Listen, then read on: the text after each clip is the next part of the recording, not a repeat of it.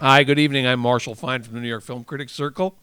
Welcome to this Q&A. Please welcome our guest, Antonio Banderas. Hello. Hello. Hi.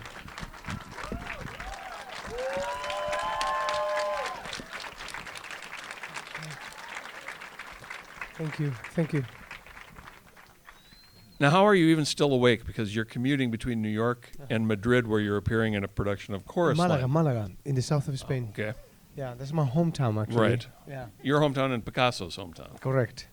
Yeah. How are you still awake? I don't know.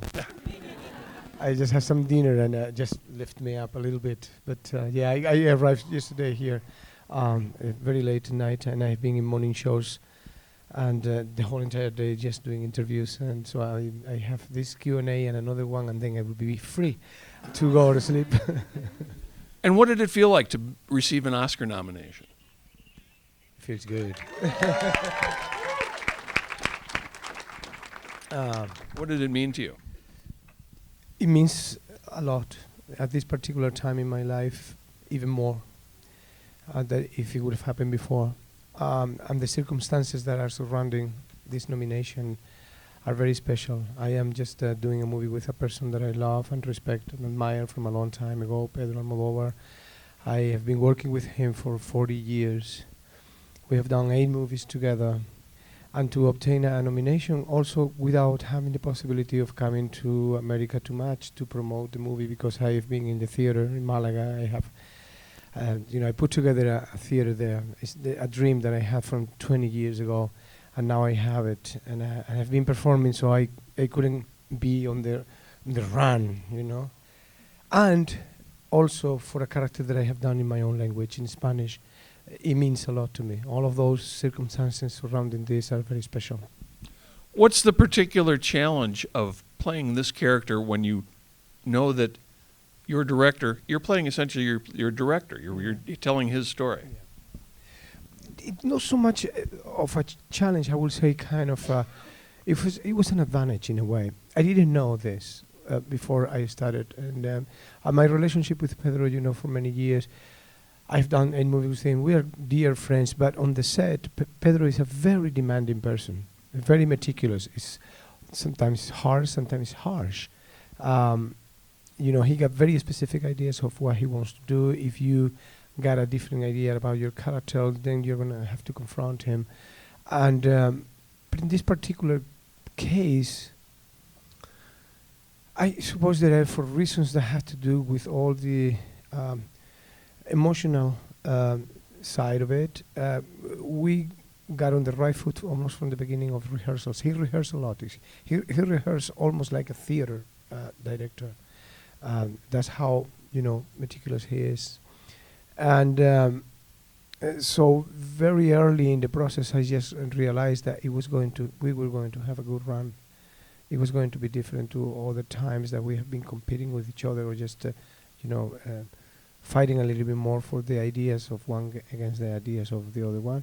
And it was like that. It was like that basically because I think that he was watching himself played in front of him, and then, everything that he was receiving, it bounced back to me immediately. So we established this kind of a strange, abstract connection of emotional ping pong that was very interesting. I never had this emotional information in any movie before, because you just play with fictional characters, or even if you are portraying a character that existed and is not even there anymore, you have data but it's a cold data. This happened to him at this particular time, so you start connecting the dots. But when you have a director who is actually your character, everything changes. And you're wearing his clothes and you're acting in his apartment. How does that add to it? Well, it was not his apartment. It was an exact copy of his apartment. But it was so exact that sometimes you get a little bit distracted. You may just go to the elevator that was a fake elevator. And but it was an exact copy. of his house, and yeah, he wanted to use his own clothing on me because he got a very specific way of dressing up, and then also his hair. He even allowed me to just use his mannerism, but I decided not to do so because it's very recognizable in Spain, and the way that he talked, the way that he moved his hands, the way that he speaks. And I didn't want to do an imitation. I wanted just to create the character from the inside out, and that would have been very destructive for the audiences if I would have just tried to imitate him. Imitation, And, sure. yeah. The character is dealing with physical pain, with spiritual pain, but the physical part of it, you're much less sort of physically dynamic than you normally are in your movies. And I'm wondering how much of an adjustment that was for you, and how much of it you drew from your own experience with your own health crisis and how it slowed you down. It has to do a lot. My own health crisis, as you call it, which is true. I had a heart attack 3 years ago, and in a way determined very much the performance that I did with this character. And Almodovar detected that there was something slightly different on me. He knows me since I am in my, I think it was 19 years old when I met him, and so I've been always very athletic person and stuff like that. So he detected there was something different, and he said to me from the beginning of rehearsal, "Don't hide it. I would like for you to use this new you that I don't know how to describe really, but there is something different." I knew what he was talking about, so I used it to create the character, and then we started from economy, trying not to be too busy in front of the camera, and also because of the narrative process that he was going to follow in the form, not the content, but the form in which he was going to tell the movie. More clear, he was going to put the camera very much on top of my face and just play in very short close-ups and stuff like that. So we have to be very careful with that and learn how to communicate a lot with minimum expression. We sometimes it was very funny because we reach almost the quantum mechanics of acting, in the movie, going to the very minimum expression. The character actually, I think, express more and is more created in the silences than actually when he verbalizes, what is happening to him.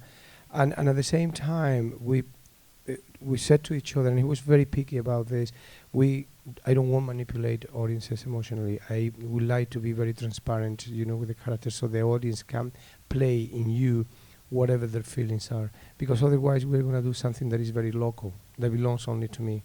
But everybody travels through life with a suitcase filled with miseries and greatnesses, with pain and glory. And I want the audience just to contact with the movie through that channel, and we have to leave some part of the character open for them to be you. If we just close that and you become too conductive, you just trying to drive the audiences in a very specific way, we may lose them.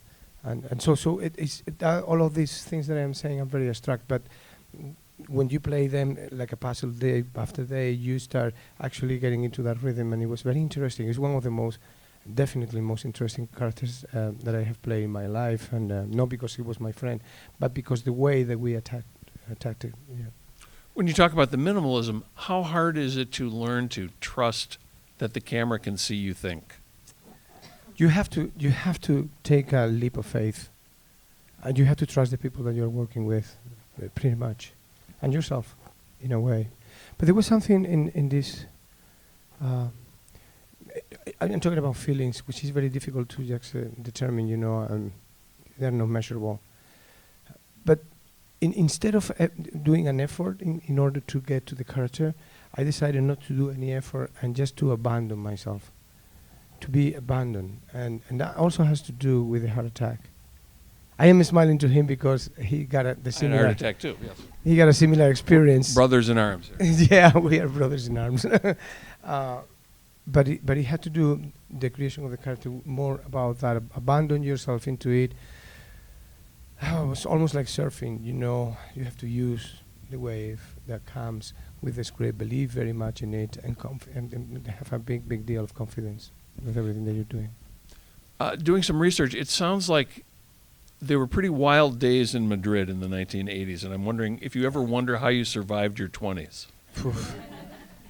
I think I got married for the first time just to escape that, to escape the night, to escape, it was a lot of fun, but it was dangerous. In what way? In many ways. in many ways, yeah. We were just having a lot of fun, and it was also the now seriously, the first days of AIDS, and there was no information about it really, and so the dramatic side of that came like a truck that just roll over all of us. I don't know. I got no fingers in my hand, to count the amount of friends that I lost at those days. But then drugs play a game too, and sex and everything. It was just we were coming from a dictatorship. Spain was a very conservative country in 1975 when Franco died, and the explosion of all of that took place at the beginning of the 80s, and we were right there in the middle of it. And so the collateral damages of those explosions were very strong. But we got a lot of fun too. Yeah, and made some great movies. Yeah, it's true. It was fun playing with Almodovar at those years. We used to go to film festivals with nothing, no money. We were just with our cans with the film inside. We were in the worst hotels. And we saw all these Americans coming with a lot of agents and stuff like that, and very powerful. And then we won the festival, and it was like, yes. It was awesome. At that time, it was an unbelievable experience. When you see, the effect that this movie has had, in audiences all around the world, and how well recognized has been, from the Cannes Festival until now, and it's been a beautiful year. It's very emotional, when you look back in time and you see, how Pedro Almodovar built himself. It's one of the most loyal people that I have ever met in my life. He never betrayed himself. He's a very, very loyal to his own personality and the way that he makes movies. How has he changed as a director? I think he just actually, he became more pure. He is not totally abandoned the humor. You saw the movie, there is still humor in the movie, but it's not as baroque as he used to be. It's more introspective. I think that comes with age. When I played Picasso this year, in the last 2 episodes of Picasso, when I play him being very old man, and all the research that I did and stuff, you can see the man, the genius, is becoming very simple in his expression. He doesn't need to do a lot in order to express something. So the strokes were very simple. He painted at the end of his life almost like a little kid. In fact, he was painting with his kids on the ground. If everybody went away and you go there, you don't know which one's a Picasso and which one was one of his kids. Almodovar became like that a little bit in terms of when I read the script, it surprised me how simple it was. It's a simple story, very, very, very, very simple. And I think actually the people connect to it because we all, when we look back, we have to close wounds. We have to ask for forgiveness. There is a number of things that are common to everybody when you see this movie. Yeah. Well, let's open up to questions from the audience. Start right here. Stand up. Speak loudly, please. Oh, you got a microphone? Great. I'm wondering on a technical level, like you were talking about earlier. I mean, it was really fascinating to hear you talk about the minimalism and the approach, this movie in particular. But I'm wondering if there's a lesson or something that you've carried with you through your career or maybe developed on this movie in particular, just as far as technique. I guess there is. Still, there is a big deal of a mystery. Big deal of a mystery surrounding. The other day I was with Almodovar in Malaga, and I remember talking with him about that. That we don't totally know exactly what we have done. It's true. You see the effects of that produce, and you speculate I am talking to you, and sometimes I feel that I am speculating about why the movie you think it connects with people, but I need probably several years to totally understand, with certain objectivity, what happened. It happened to me before, and especially with Almodovar works. Sometimes I'm in the Sundance channel or I'm just zapping on television, and I found a movie that I did 20 years ago, and then it makes sense to me. I said, oh my God, now I understand completely the movie and the rhythms and stuff like that. When you are so close to, it happens to me, it may not happen to other people, but it happens when you're too close to what you have done. It's very difficult to me to totally understand all the processes. I know what I did, and that puzzle, because that's how movies work, specifically what I was looking for.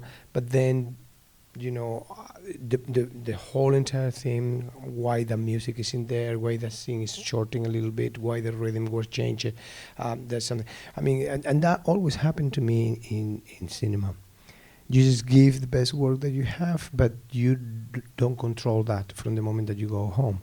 It happens always in cinema. The work of an actor is in the middle of the process. Always. It's not at the end of the process. As much as you know the director and you can connect with the director, you may just smell what he's going to do with it. But sometimes it's not like that. And that's the difference with the theater. In the theater, you are at the end of the process. You're at the end, and the director disappears, and then you belong to the audiences. And the audiences may transform you, finally, in what you want to do. But here, it's like that a little bit. But even Almodovar was commenting to me the other day. He says, what a mystery, what a mystery. What we have done here, we don't know exactly, why the audiences. For example, there is an effect in this movie that is very common. Everybody from France, Italy, Germany, England, people who saw the movie, the movie produced an effect on them a couple of days after they watch it. It comes back very strong. Images and stories that are now there, they come back later. You don't know why that happened. We were not looking for that. How has the satisfaction you get from acting changed over the years? It changed. We were commenting. We have been talking because now we are brothers in arms. But it changed very much after my heart attack. Yeah. The experience of being close to die was for me fundamental to understand myself better. Today I was doing Stephen Colbert before I came here. We were talking about that in the program too, but it's true.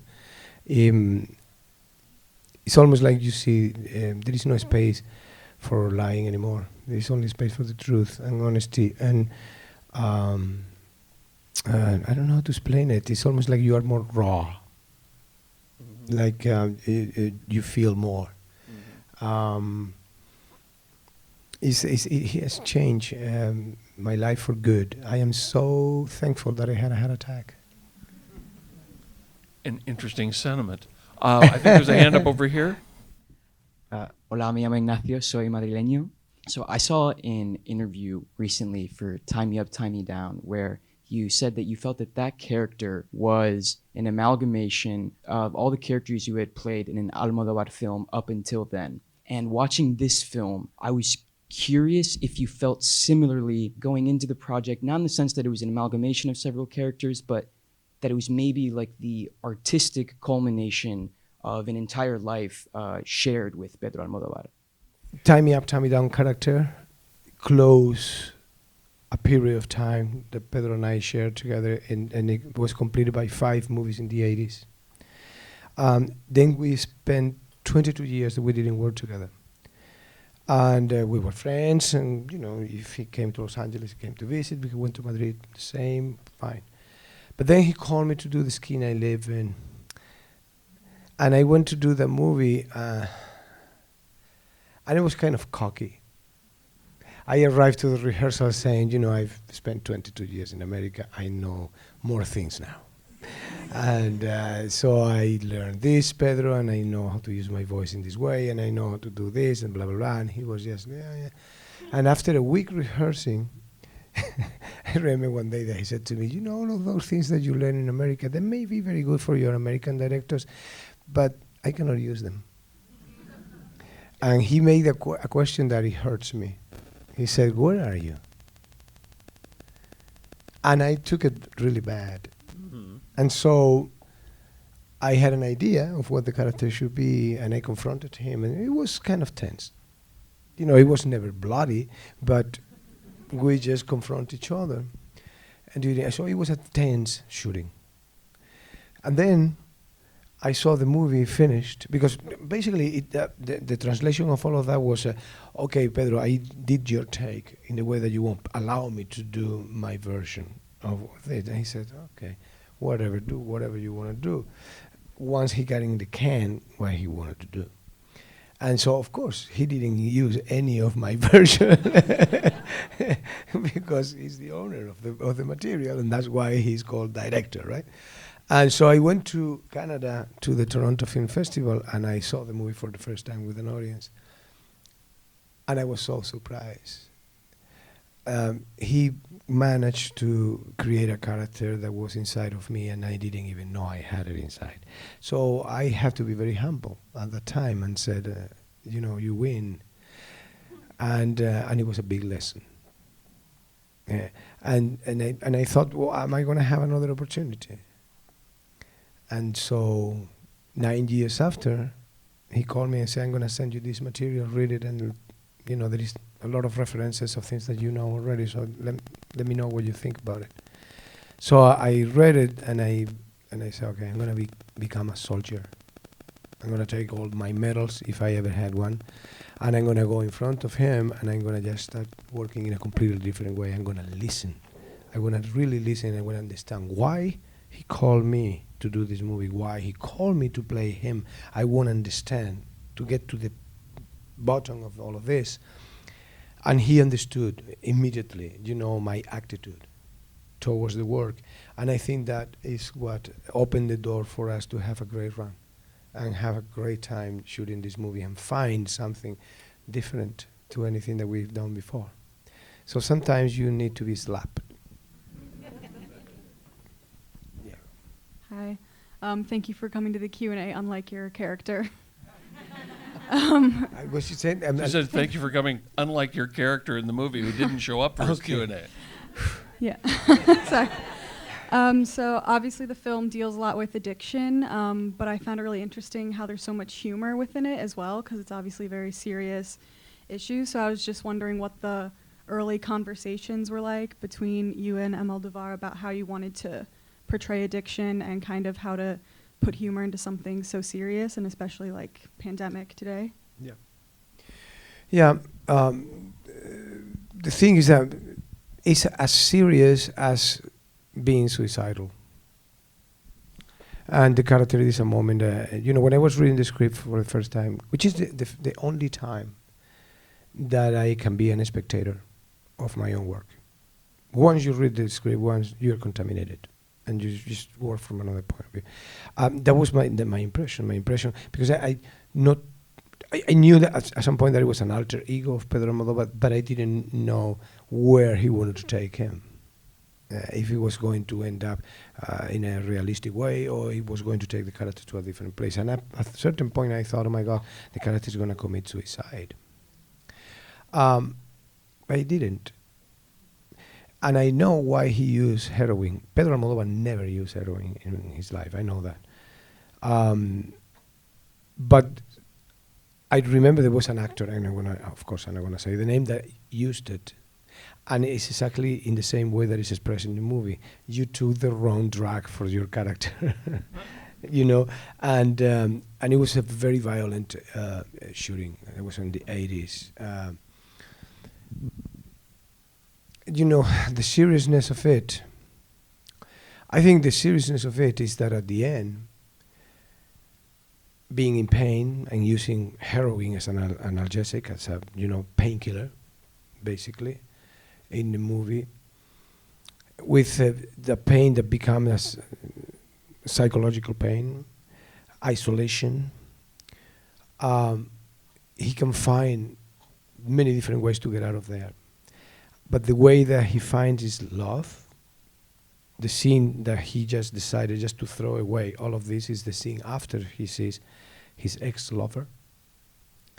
and then he find the way out of his, you know, situation through art, through cinema. That is the way out. That when he is in the operation room and he says to the doctor, "Doctor, I'm writing again," like saying, "Don't kill me in the operation, please, because I have a future. I want to continue telling stories." And that is the little homage that I think Pedro Almodovar does to movies. He can be cured, actually, of whatever disease through art. And that is, he takes that very seriously, I think, definitely. And let me ask, take the last question here and ask, how is his health, and will he make another movie? I mean, this is a very hopeful ending. Yeah. Well, there was something obviously therapeutic about the whole entire shooting. As we were advancing in the shooting, we all, you know, the whole entire, because he worked always with the same people, pretty much. I mean, the technical team is practically the same, you know, from cinematographer to makeup artists, costume designers, everybody, art director, is practically the same people. And we were looking at each other like, oh my God, what is happening to him? He's becoming more and more happy as the movie went. And it's almost like he was just taking weight out of his shoulder. He never said those things to his mother, but he would have loved to say those things to his mother. You know, and then, "Mother, I am sorry that I am not the son that you expected me to be." You have to go back to the Spain of 1950s, the end of the 50s, at the beginning of the 60s, being a kid, homosexual, in Franco's Spain, conservative country, in a little village with a father who was a peasant. That was not an easy thing to swallow. So, you know, it's all of those things that it's almost like putting pieces of a puzzle that never was completed, and he suffered very much from that. He wanted to ask apologies to some of the actors, and he created this character, Alberto, that is kind of a Frankenstein made with pieces of all of us. Men and women, actors and actresses that work with him. The lovers, you know, just how are you? You know, the separation was painful, but now we are here, we can talk, and we can just actually close the circle and close that. So all of those things became, you know, at the end, what is the story of our lives? Is our life, when we tell the biography of who we are we only the things that we said and we did? Or are we also the things that we wanted to say we never said, and the things that we wanted to do and we never did? Are we our dreams too? I think the movie is about that. I think the movie is about that thing, you know. Is this movie about Almodovar exactly what he did? And probably not. It's not exactly. There are some events there, of course, that are true because I lived them, but there are many that they didn't happen. It's fictional. But at the end, probably this movie is more biographical than if he would have told the story of his life, you know, with the events that he went through. So this movie is more Almodovar than Almodovar. And with that, we'll call it an evening. I want to thank my guest, Antonio Banderas. Thank all of you. Thank you.